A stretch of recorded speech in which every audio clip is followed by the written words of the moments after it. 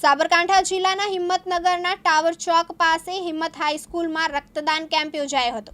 જો કે આવતીકાલે વડાપ્રધાન નરેન્દ્ર મોદીના 75મા જન્મદિવસને લઈને સાંસદ અને ધારાસભ્યના ઉપસ્થિતિમાં રક્તદાન કેમ્પનું આયોજન કરવામાં આવ્યું હતું। ઇન્ડિયન રેડ ક્રોસ સોસાયટીના કર્મચારીઓ દ્વારા રક્તદાન કેમ્પમાં સહયોગ આપવામાં આવ્યો હતો। રક્તદાન કેમ્પમાં શિક્ષક સંઘ, એસટી વિભાગના કર્મચારીઓ, સ્થાનિક લોકો, મહંત સહિત અન્ય કર્મચારીઓ રક્તદાન કર્યું હતું। આવતીકાલે આપણા દેશના યશસ્વી વડાપ્રધાન શ્રી નરેન્દ્રભાઈ મોદી સાહેબનો જન્મદિવસ છે, ત્યારે સૌ કર્મચારી મંડળ તરફથી આજે મહારક્તદાનનું આયોજન કરેલું છે।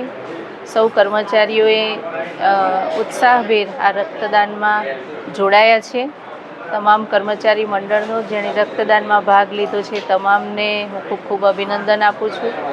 રેડ ક્રોસ સોસાયટી દ્વારા પણ અહીંયા ખૂબ સારી સેવાઓ આપવામાં આવી રહી છે, એમની કામગીરીને પણ બિરદાવીએ છીએ। આ એક સેવા છે કે આ રક્તદાન થકી આપણે કોઈનો જીવ બચાવી શકીએ છીએ। કોઈની રક્તદાન એ મહાદાન કહેવાય છે અને આદરણીય વડાપ્રધાન શ્રી મોદી સાહેબનું જે પ્રમાણેનું નેતૃત્વ છે એ નેતૃત્વ ઉપર વિશ્વાસ રાખીને સૌ કર્મચારી મંડળ અને સૌ રેડ ક્રોસ સોસાયટીના તમામ કર્મચારીઓને એવી લાગણી ઊભી થઈ કે આપણને વડાપ્રધાન શ્રી નરેન્દ્રભાઈ મોદીએ દેશમાં સુરક્ષા અને બધું જે રીતે આપણી જે માન્યતાઓ છે, માગણીઓ છે, લાગણીઓ છે એ સૌ પૂરી કરી છે અને આપણે આ દેશમાં એક સુરક્ષિત રીતે પોતાની જાતને મહેસૂસ કરી રહ્યા છીએ। ત્યારે સૌ કર્મચારીઓ અને સૌ વિચારી રહ્યા છે કે આપણે પણ મોદી સાહેબ પાસેથી આટલું બધું મેળવ્યું છે તો આપણે પણ એમને કંઈક અર્પણ કરીએ, એ ભાવનાથી આ લોકોએ ખૂબ મોટું કર્મચારી મંડળને તમામે ખૂબ મોટું આયોજન કરેલું છે। આગામી સમયમાં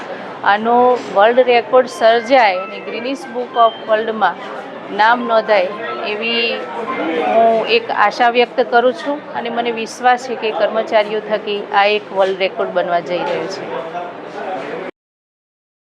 ઉમંગ રાવલ, દિવ્યાંગ ન્યૂઝ, સાબરકાંઠા।